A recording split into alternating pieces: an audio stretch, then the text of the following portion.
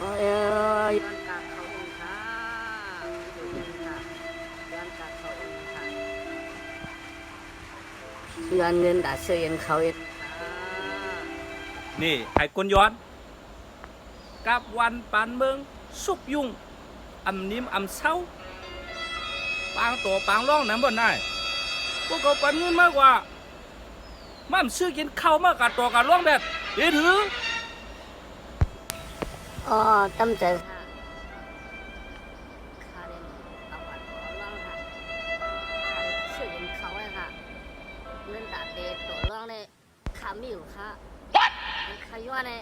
ย้อนเงินด่าช่วยกินเขาเขาเงินโตเงินร้องเลยฉันไม่อยู่ค่ะเงินช่วยกินเขาเลย